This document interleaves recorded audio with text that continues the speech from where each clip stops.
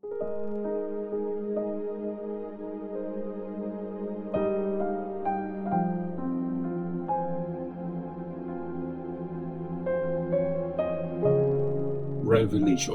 Chapter 18. Ang pagbaksak ng Babylon. Pagkatapos ng mga ito, nakita ko ang isa pang angel na bumaba galing sa langit. Malakas ang kapangyarihan niya at nagliwanag ang mundo sa nakakasilaw na kaluwalhatian niya. Sumigaw siya ng napakalakas. Bumagsak na ang Great Babylon. Naging pugad na siya ng mga demonyo at masasamang espiritu, pati lahat ng klase ng marurumi at nakakadiring mga ibon, kasi uminom ng alak ng kahalayan niya ang lahat ng mga bansa. Nakipag-sex sa kanya mga hari ng mundo at yumaman sa kalaswaan niya ang mga negosyante sa mundo. Tapos, may narinig pa akong isang boses na galing sa langit. Sabi, "Umalis kayo sa Babylon, bayan ko. Huwag kayong makisali sa kasalanan niya para hindi kayo madamay sa parusa niya. Abot langit na kasi ang kasalanan niya at hindi nakakalimutan ng Diyos ang mga nagawa niyang kasamaan. Gawin niyo sa kanya ang ginawa niya sa iba. Doble ang iganti niyo sa mga ginawa niya. Bigyan niyo siya ng alak na doble ang tapang kesa sa hinanda niya sa iba. Kung paano siya naging mayabang at nagpakasasa sa luho, ganon niyo din siya pahirapan at pagdusahin.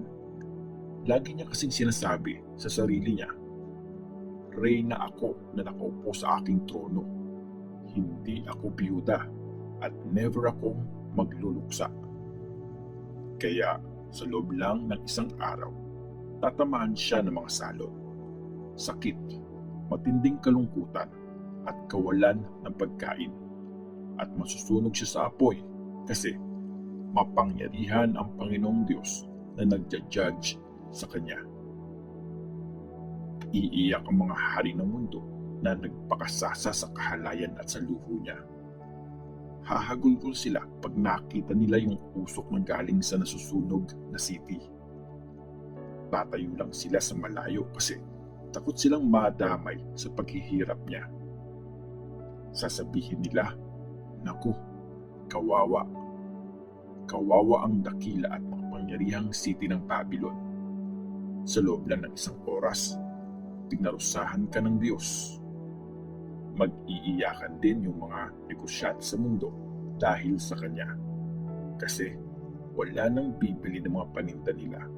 Wala nang bibili ng gold, silver, mga alahas at perlas, mga paninda nilang damit na linen, silk, mga telang kulay violet at red, iba't ibang klase ng mabangong kahoy, mga gamit na gawa sa ivory at kahoy, bronze, bakal, at marmol. Wala na ding bibili ng cinnamon, mga pampalasa, insenso, myrrh, frankincense, alak at oil, harina at wheat, mga baka at tupa, mga kabayo at kalesa, mga alipin at iba pang taong pinihag.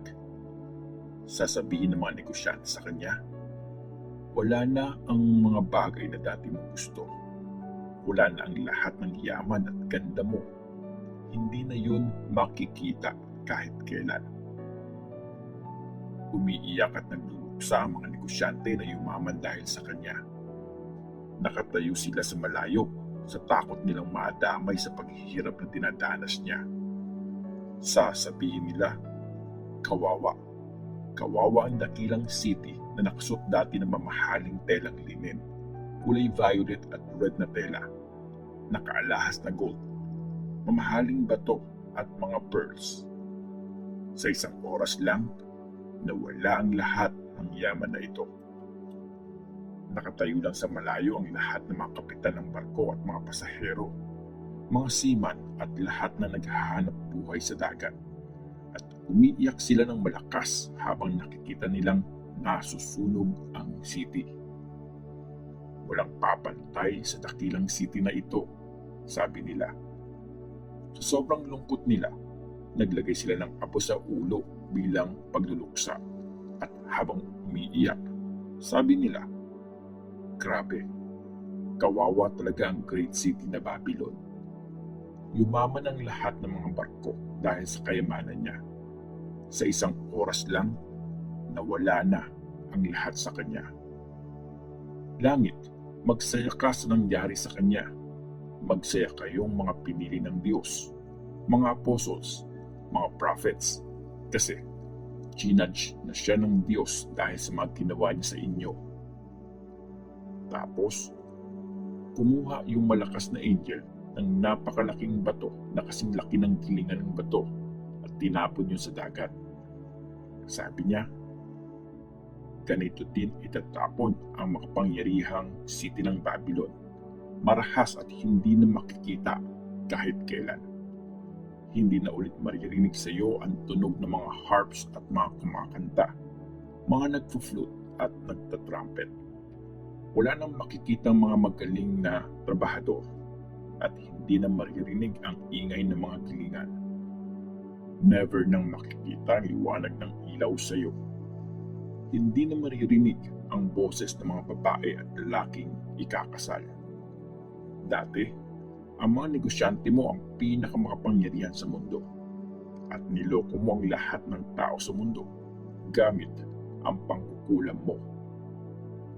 Pinarusahan ng Babylon kasi nakita doon ang dugo ng mga prophets at mga pinili ng Diyos, pati ang dugo ng lahat ng pinatay sa mundo.